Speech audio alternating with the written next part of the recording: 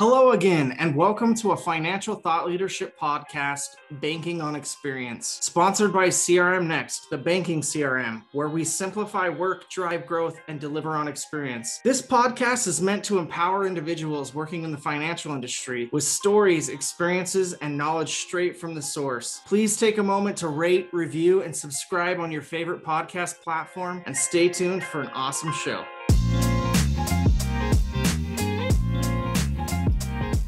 Hey everybody, welcome to another episode of Banking on Experience. Today we are joined by Ricardo Gonzalez. Ricardo is the founder and CEO of Bilingual America. He is the author of 6 Stages of Culture Mastery, the 6 Stages of Culture Sales, the Cultural Transformation Manifesto, and the 12 Hidden Truths to Learning Spanish.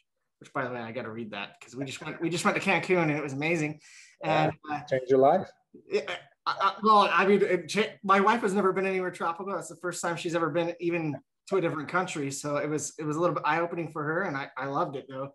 Awesome. Ricardo's also the founder of the Speakers Guild of America, and he is a highly respected consultant and advisor to organizational leaders. We are so excited to have you, Ricardo. Thank you for joining us. Man, I'm honored and I'm privileged and happy to be here, James. So this is more conversation. I love this because we don't have to use any slides or anything. Yeah, exactly. Off the cuff, right? Yeah. We are today, the audience, for the listeners out there, we're going to be talking about why we have lost the human touch in digital world. And we're going to have just a kind of an open dialogue about this. Ricardo's going to talk about some of his experiences from a language perspective also and how that could play a role. But before we do that, tell the audience, what is your perfect day outside of work? Oh my, perfect day. Probably when I called you and you were with your family. Yeah, well, I love to read and I love the tropics. So I've got to say, sitting by a beach, drinking a good rum and Coke and good book, or writing. I love to write. So probably either of those things. We used to live in the Dominican Republic right by the ocean. And so I used to love to just sit by and just think and read and write. I'm Puerto Rican, so rum and Coke is the go-to, There's nothing like the sound of the ocean waves. They say that all great writers either live in the mountains or on the ocean. I believe that. It's just the inspiration of it, right? So, yeah, I absolutely believe that. And we had a home looking over the ocean from up on a hill. It was beautiful. Well, Ricardo, let's talk about the topic. Let's dive in. So we're going to be talking about an open dialogue on just human touches in a digital world and why that's kind of lost its traction and how we need to get it back. First of all, let's start with, why do you even care about this and why are you so passionate about it? I'm passionate about culture. I grew up in a home that my dad's Puerto Rican, was one of 27 kids, same father. Oh my goodness, that's a lot of kids. That's a lot of human touches. And my mother was an orphan from the state of Kentucky. And so I'm literally like I was joking with people, I'm a Puerto Rican hillbilly, So the lack of connection between these cultures was many times just frustrating and sometimes very painful. The arguing back and forth about cultural differences and distinctions and just not being able to pull together. And my parents stayed together for many, many years, but they never got along, and the families really never got along. And I'm enamored with it. I study it. I live it. I love being around people from different cultures just to learn. And I think generally speaking, James, we don't know how to connect well. Most people are like porcupines. And so we've been hurt. We're sensitive, and we're in a hypersensitive time right now, especially culturally in the United States. And so everybody's kind of really careful, and either people are projecting out the thorns, or people are walking a bit on eggshells as to, well, what can I say to who, how, when, where? And so it's really, really hurting our connection. I'm not sure that has a lot to do with digital, but it does. Was it Steve Jobs when he came out with the touchscreen, right? The first iPhone. He had his kids at that time were adolescents. And he said he would not let his kids have an iPhone because it would just mess them up socially.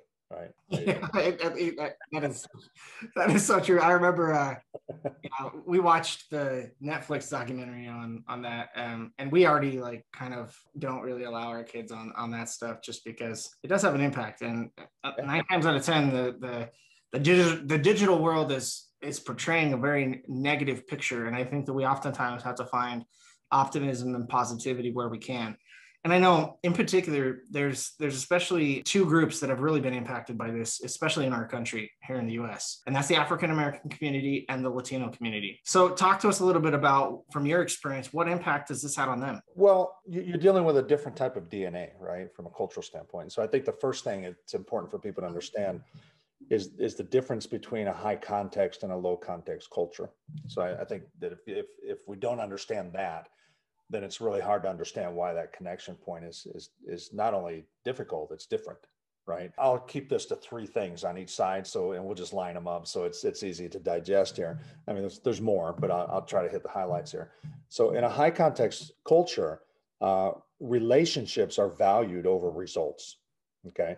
But in a low context culture, which mainstream American culture, especially business culture, is very low context, results are valued over relationships. And if you get into C-suite, where it's really data, it's metrics, and it's results, and you're answering to not just stakeholders, but you're answering to shareholders, right? And there's a difference, right? You're answering to your investors. There have to be specific results that are being produced, right, in business. And so when you have low context leaders leading high context people, it creates a very difficult dynamic for connection, because they're coming at life and they're coming at relationships completely differently. One is the relationships are valued over the results, and the other one is the results are valued over the relationships. So that's kind of first thing as it relates to high and low context. The second thing is that in a high context culture, and a lot of the African-American culture is high context. Not all of it. There are pockets of the African-American culture that are not, but the majority of it in the United States is. And Latino culture is very high context, okay? Tradition is valued over change. But in the low context culture, we value change over tradition. And this is why America is changing at the speed of sound. I mean, it's just amazing. I was out of the country for about 8 years, and just the difference in America now and when I left, in 2013 or 2014, it's amazing to me. And it's that speed of change. I think it was Covey who wrote a book called Speed of Trust. And now we're trying to speed up trust, right? And so, it's all about change over tradition in these low context cultures. And in the high context, when you go too quickly with people in high context cultures, it spooks them, it scares them, because we're coming out of a different dynamic, right? And so that's the second thing. And then the third thing, which I think is really critical as it relates to your whole concept of connection, is that people in high context cultures, they get their sense of self-worth through the group. And people in the low context cultures get their sense of self-worth through individual achievement. So that's why in the United States, we have special parking places for Salesman of the Month. And we have special trophies for MVP. And we've got all these things going on.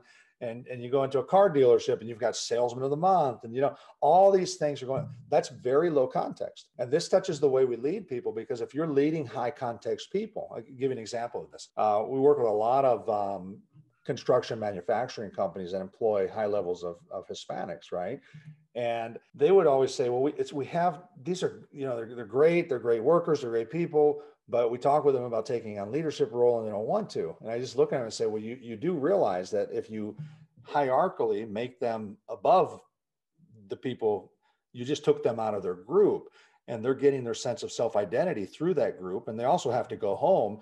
And whether you know it or not, a lot of those people that they have hired or they brought in are family members. So you have a different dynamic going on here. So we always say to them, instead of presenting this hierarchical leadership model, do something different. Draw a wheel and say, we want you to be the center hub of this wheel. We want you to make the wheel move, right? And they go, oh, so I'm in the middle? I'm in the middle of the group? You're right smack dab in the, oh, well, I'll be a leader. So it's a simple understanding of what connects with different cultures. So one of the things I think very few people even really, your listeners, most people don't really even know what high and low context cultures are, but it's a baseline understanding as it relates to human connection. How can I connect with people that I don't understand? It's impossible. One of the things that I say in the 6 Stages of Cultural Mastery book is that we cannot lead people to the highest levels until we know them at the deepest levels. And we know based on our data, we know based on our training, very few leaders actually know their people. So they're not connected. How do you connect to people you don't know? So we give them tasks, We're like Larry the Cable Guy, get her done, Yeah, I completely agree. And one of the things that I think is often overlooked is the buying power of also these two groups. Can you talk to us a little bit about that? You have a lot of experience there. Yeah, the Latinos right now in the United States, about 1.7 trillion. The African Americans are, I think, about 1.2. Similar, but the Hispanics in the United States are driving entrepreneurship, and specifically Hispanic women. So from a standpoint of banking and finances and all of those good things, the target market, really Hispanic women. I mean, that's the driver of the entrepreneurship in the Hispanic culture in the United States. It's phenomenal. It's amazing what some of the Latinas are doing, right?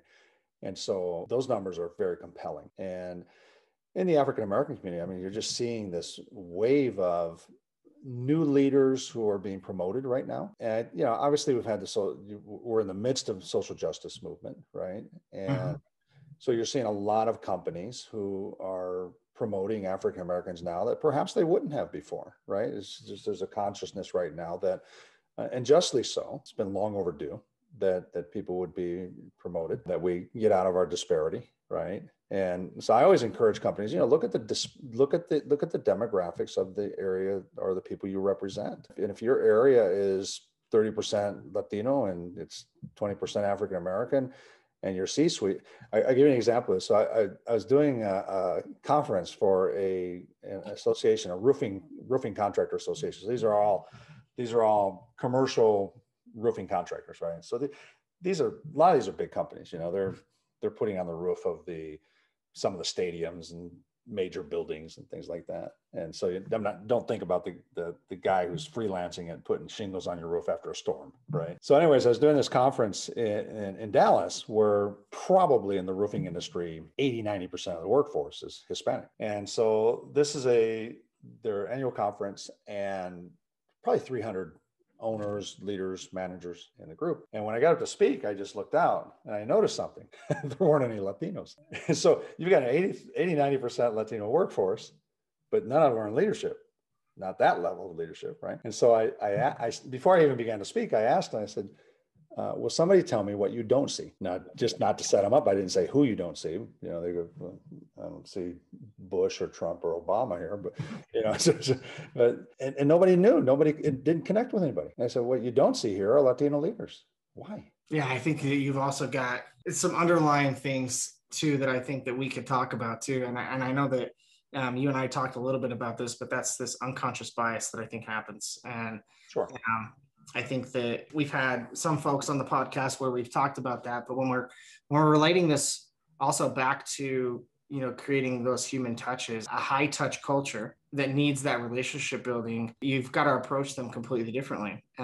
It's not a number at that point, and you've got to treat them like that. And I think that oftentimes, from a marketing perspective, from a sales perspective, and even growth in the financial services industry, it's talked a lot about, like, especially for credit unions talk all the time about how, the whole purpose of the movement is to create membership and having those members be like that they get value out of this. And that, they right. talk all the time about how, like, we're all about building relationships, but. Well, you can trace back the housing crisis of 2008 back to lending habits to Hispanics. That was a significant portion of that problem. In my work, I'm not an agenda-driven person. Sure. I'm a person who's driven by reality and truth, and I try to stay as balanced as I possibly can. So, for example, going back to the example of why aren't there more Hispanics in leadership? Well, to be fair, a lot of the Hispanics who have been employed don't have high levels of education, right? There's a certain group of people that has been hired to do labor that maybe doesn't even have a high school diploma. Well, they're not going to become the next vice president. So you start having to look at numbers, but you mentioned bias. And I think it's a really interesting and important subject because people think somehow you can take your unconscious biases and get conscious about them, and all of a sudden you eliminate them. It's just not true. There's multiple studies on this, that bias is never going to be eliminated. And there has to be a place also for sound judgment. And so what's the difference between bias and sound judgment, right? And so we have to be fair with one another. We have to be thoughtful here. But what I always teach is if we move, like in the 6 stages of cultural mastery, if we move from education to engagement, which are connecting phases, right? Most people don't know how to educate themselves about other cultures. And frankly, most people don't know how to engage with other cultures, right? Yep. And so they don't get to stage 3, which is empathy. So empathy means, it's a Greek term, empathos, which means in passion. Empathy doesn't mean compassion. It doesn't mean sympathy. It doesn't mean I feel sorry for you. It means I'm passionate about you. Most people don't define empathy correctly. They throw the word around, but they're not defining it correctly. And this is important because if I'm sympathetic towards you, I'm compassionate towards you, I do things for you. I'm not going to get to where I'm passionate about you and I'm not going to want to empower you. Most leaders aren't really passionate about their people. They may feel for them. They may have sympathy towards them. But sometimes too much sympathy can lead to actually endemic dependence, and especially in social programs where people become dependent on these things and stuff. So it's really a fascinating thing. I always tell people you can't eliminate bias, but you can transform negative bias to positive bias. And when you get to be passionate about other people, when you become empathetic, truly empathetic about them, you have a passion for them, you believe in them, you see their gifts, their talents, their abilities for what they are. Now, and only now will you have positive bias. Positive bias is a good thing. I see you in the best possible light. Bias is not the problem. It's negative bias. I completely agree. And I think that it's tough, I think, even for leaders to try and tackle this because, how do you, what advice would you give leadership at financial institutions that want to start trying to create a culture around this? Because I think too often well, at least right now, I think it's starting with the conversation around unconscious bias. But to your point, like how far does that really get you? Okay, so my advice is step back. Don't just jump in and start doing a bunch of things without proper development and training. We don't do that in any other discipline in our businesses. We develop and train. How can you make wise cultural decisions when you are not yourself culturally skilled? So step back and get the right kind of training. That's not diversity, equity, and inclusion. That is understanding people. That is understanding culture. That is really working through all of these things to become what I call culturally healthy and skilled. So I want to transform my mindset, which is how I view people. Okay. And that's going to address things like bias and stereotype and judgment, and those types of negative judgment. Sound judgment is a good thing, right? And so it depends on how we're using our words. And I want to address my skill set. And my skill set is specifically, how do I connect? How do I create? And how do I collaborate with people who are different from myself, not only ethnically and racially, but cognitively? We're so on this identity diversity thing that we have left behind cognitive diversity. And so somebody doesn't think how we think, we demonize them. We're on a slippery slope. And so the first thing that I would say to leaders is step back. I'll give you an offer right now for a free copy of my book, The 6 Stages of Cultural Mastery. If somebody wants to get it, I'll give you a link, because you have to educate yourself first before you start making all these decisions. You need an informed process by which to make decisions about culture, about people, about, how are we going to reach these? And the financial institutions have 2 different tiers at which they need to work.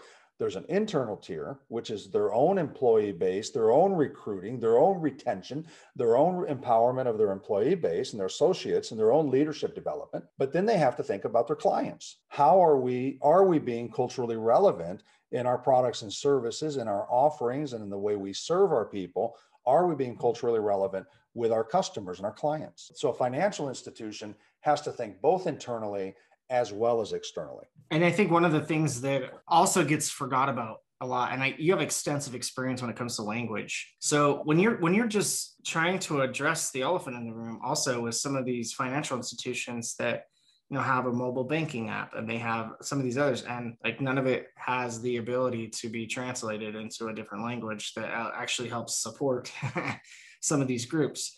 And I think that all of that plays a role in some of those human touches. I think that when you have your frontline staff at a financial institution and you have your leadership and they're all aligned to trying to create an environment that works for everyone and really serving the community, and that includes the entire community, then I think that you have a process and a feedback loop that goes back up to leadership to be able to develop technology and to be able to develop processes that can actually help people when they're doing their day-to-days. A good example of this is when I early in my career, when I was working for Verizon Wireless, this was a long time ago, like right out of college, I was selling cell phones. And I remember I was one of the only people at the store that, could speak a little bit of Spanish. I had one customer come in and I did my best, like in Spanish, to help them. And then after that, I had troves of folks that spoke Spanish that would only come to our store because I was one of the few that,